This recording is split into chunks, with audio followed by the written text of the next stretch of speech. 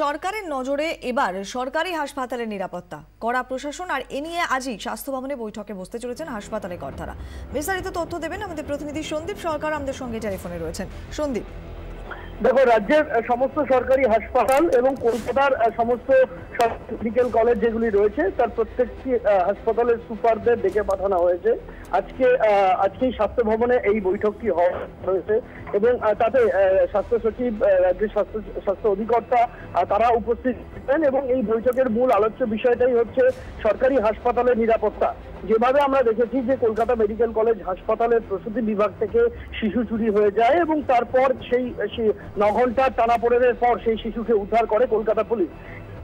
হাসপাতালের নিরাপত্তা নিয়ে প্রশ্ন উঠেছিল আর এই জায়গা থেকেই আজকের এই বৈঠক এবং সেই বৈঠকেই কোন কোন সরকারি হাসপাতালে নিরাপত্তা সংক্রান্ত কি কি খামতি রয়েছে, কোথায় কোথায় সিসিটিভি আছে, কোথায় নেই, কোন হাসপাতালের কত এই মুহূর্তে নিরাপত্তা খাতে কত টাকা বরাদ্দ রয়েছে, বরাদ্দ বাড়ানোর প্রয়োজন রয়েছে কার কার, কোন কোন হাসপাতাল এখনো পর্যন্ত তাদের নিরাপত্তা সংক্রান্ত বিষয়ে নজরদারি বাড়াতে পারেনি, এই সমস্ত বিষয় কাটাছেড়া হবে এবং সে কারণেই সমস্ত সরকারি হাসপাতালের সুপারদের ডেকে পাঠানো হয়েছে। বৈঠক আজকে বেলার দিকে শুরু হবে এবং তারপর এই বৈঠকের আউটকাম কি সেটা আমরা জানতে পারবো। সন্দীপ, অনেক ধন্যবাদ। 24 ঘন্টার খবরে জের পা কাটা রোগীকে ফেরানোর অভিযোগে এবারে সিএমআরআইকে শোকজ করল স্বাস্থ্য দফতর। কেন চিকিৎসা শুরুর আগেই টাকার দাবি? চাওয়া হয় জবাব। পাল্টা সিএমআরআই কর্তৃপক্ষের দাবি, ডাক্তার বা হাসপাতালের কারোর কাছে রোগীকে নিয়ে যাওয়াই হয়নি, রোগীর বাড়ির লোক নিজেরাই ফিরে যান। শোকজের জবাব স্বাস্থ্য দফতরে পৌঁছে গিয়েছে সেদিনই। এক হাসপাতাল থেকে আর এক হাসপাতাল, হন্যে হয়ে শুধু ঘোরা। দুর্ঘটনায় পা কেটে বেরিয়ে যায় কুলতলির সুনীল পাত্রের। যন্ত্রণায় কাতরাচ্ছেন তখন তিনি। সেই অবস্থায় রোগী ভর্তি করাতে নাকানি চোবানি খায় পরিবার।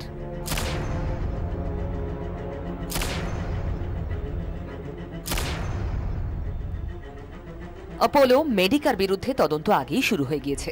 এবার স্বাস্থ্য দফতরের নজরে সিএমআরআই হাসপাতালের ভূমিকা। স্বাস্থ্য দফতরের তরফে জানতে চাওয়া হয়, গুরুতর রোগীর চিকিৎসার আগেই কেন টাকার হিসেব ধরিয়ে দিল সিএমআরআই হাসপাতাল? সময় নষ্ট না করে এদিনই অবশ্য শোকজের জবাব পাঠিয়ে দিয়েছে সিএমআরআই। তাদের পাল্টা দাবি, রোগীকে হাসপাতাল কম্পাউন্ডে আনা হলেও কোনো ডাক্তার বা চিকিৎসা কর্মী কিংবা হাসপাতালের কারোর সঙ্গে কথা বলেনি রোগীর পরিবার। অজ্ঞাত পরিচয় এই ব্যক্তির সঙ্গে রোগী ভর্তি ও চিকিৎসায় খরচ নিয়ে কথা হয় তাদের।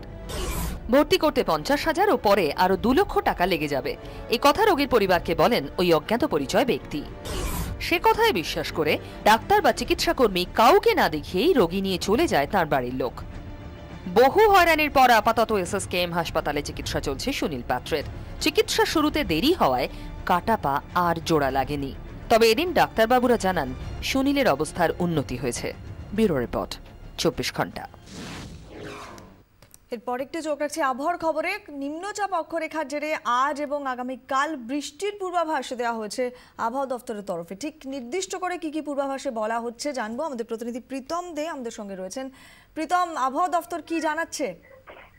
দেখো কোয়েল, বৃষ্টি হবে, বিক্ষিপ্ত বৃষ্টিপাত হবে উত্তরবঙ্গে বেশি, দক্ষিণবঙ্গ হবে, আমাদের এখানেও হবে, কলকাতা সন্নিহিত অঞ্চলেও হবে। বিক্ষিপ্ত বৃষ্টিপাত মানে যে সারাদিন মেঘলা আকাশ থাকবে এমনটা নয়। এটা নিম্নচাপ অক্ষরেখা রয়েছে যেটা উত্তরবঙ্গ থেকে দক্ষিণবঙ্গ হয়ে ওড়িশার উপর বিস্তৃত রয়েছে। এর ফলেই এই বৃষ্টির কথা বলা হয়েছে। ঘূর্ণাবর্তের বৃষ্টি কিছুদিন আগে আমরা দেখেছি যে থেকে থেকে একটানা নাগারে বৃষ্টি, সেরকমটাও এটা নয়।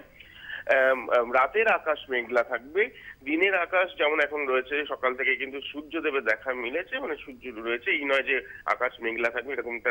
কিন্তু বৃষ্টির সম্ভাবনা উড়িয়ে দেওয়া যাচ্ছে না। আজ এবং কাল অর্থাৎ শনি রবিবার 2 দিন বিক্ষিপ্ত বৃষ্টি হতে পারে উত্তরবঙ্গে বেশি এবং দক্ষিণবঙ্গে আমাদের এখানেও হতে পারে, এমনটাই পূর্বাভাস দেওয়া হয়েছে দপ্তরের পক্ষ থেকে।